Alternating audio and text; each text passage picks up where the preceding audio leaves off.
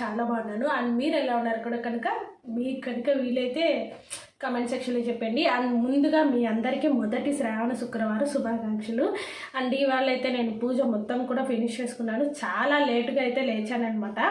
అంటే night cinema ఒకటి F3 cinema చూసేసి లేచే కొందికి 7 అయింది. ఇంకా టకటక గబగబా కార్తీక్ వరకు అంత ఫ్రెష్ అప్ అయ్యేసి వచ్చి నీట్గా కార్తీక్ వరకు అంత క్యారీ కట్టించేసి వాడిని అయితే స్కూల్కి పంపించేశాను. ఇంకా వాడు స్కూల్కి వెళ్ళిపోయాక ప్రశాంతంగా ఇంట్లో అందరూ కూడా మా మామయ్య గారు మా హస్బెండ్ ఇద్దరు కూడా బయట పని ఉందని వెళ్ళారనమాట. ఇంకా నేను ఒక్కదాన్నే ప్రశాంతంగా నెట్టి కూర్చొని ప్రశాంతంగా పూజ అయితే ఫినిష్ చేసుకున్నాను. అండ్ నేను మీకు ఇప్పుడు అది కూడా చూపిస్తాను, ఒకసారి చూసేయండి.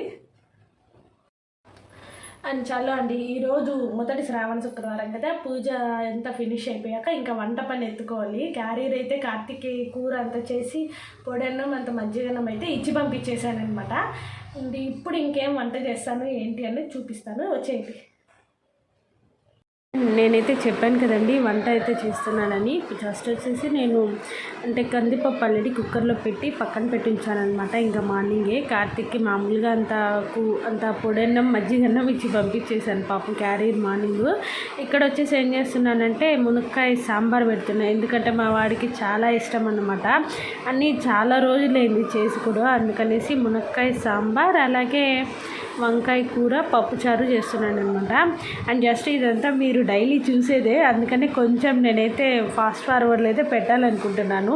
అంటే రోజు చూస్తుంటారు కదా, అందుకనేసి మీకు కొంచెం బోర్ కొట్టించకూడదు, అందుకనేసి అనమాట. నెక్స్ట్ వచ్చేసి ఏం చేస్తున్నా అంటే వంకాయలు ఆల్రెడీ మా మామయ్య గారు వచ్చి తరిగి పెట్టేశారు.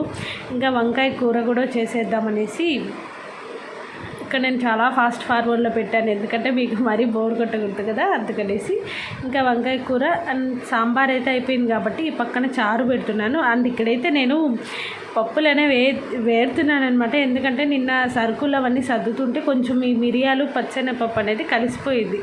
జస్ట్ ఇంకా టైం కూడా లేదు, ఇంకా గబగబా అప్పటికప్పుడు తీసి ఇలా నిద్రమాత అయితే వేసేసి వంకాయలు చాలా ఫాస్ట్గా వేస్తున్నాను అనమాట. అండ్ ఇంకేంటండి, నేను ఈ వీడియో పెట్టే కొందికి శ్రావణ శుక్రవారం ఫస్ట్ వీక్ అయిపోయి సెకండ్ వీక్ కూడా వచ్చేసి ఉంటుంది అనుకుంటున్నాను. ఎందుకంటే నేను ఈ వీడియో చేసి ఫస్ట్ వీక్ చేశాను, వాయిస్ ఓవర్ కూడా ఇచ్చాను కానీ పెట్టడానికి కుదరలేదనమాట, అంతే. అండ్ ఇంకొచ్చేసి మీకంతా ఈ శ్రావణ శుక్రవారం పూజ ఎలా జరిగింది ఏంటి అనేది మీకు కొంచెం వీలైతే కామెంట్ సెక్షన్లో చెప్పండి, లేదైతే ఒక లైక్ రూపంలో అయినా చెప్పేసేయచ్చు అనమాట. ఒకవేళ కామెంట్ చేయలేకపోతే నాకైతే శ్రావణ శుక్రవారం పూజ అనేది చాలా బాగా జరిగింది. ఇంకా నేను వరలక్ష్మి వ్రతం అవన్నీ కూడా చేసుకుంటాను, అది కూడా నేను మీతో షేర్ చేసుకుంటాను. అంటే డెకరేషన్ థీము అదంతా కూడా నేను ఒక చిన్న వ్లాగ్తో నేను మీతో షేర్ చేసుకుంటాను. నేను ఎలా డెకరేషన్ చేసుకుంటాను ఏంటి అన్నది. అండ్ ఇక్కడ వచ్చేసి కూర అయిపోయింది, పక్కన మూత పెట్టేశాను. అలాగే సాంబార్ అయిపోయింది, ఇంకా చారు అన్నీ కూడా వంట అయిపోయాక ఇంకా పూజ అయితే స్టార్ట్ చేసుకోవాలన్నమాట. అందుకనేసి ఇంత ఫాస్ట్గా నేనైతే వంట చేసేస్తున్నాను. అండ్ ఇక్కడికైతే వంట అయితే ఫినిష్ అయిపోయింది కాబట్టి ఇంకా పులుసు చారు వాటికి వచ్చేసి తిరగబాత పెడుతున్నాను అనమాట.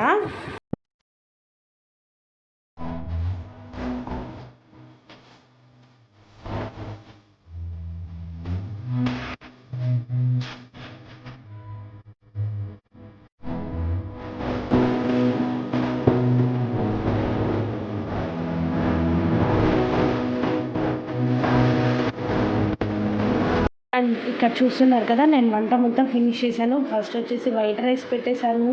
అండ్ నెక్స్ట్ వచ్చేసి పప్పు చారు అనుకుంటాను ఇది, చారు చేశాను.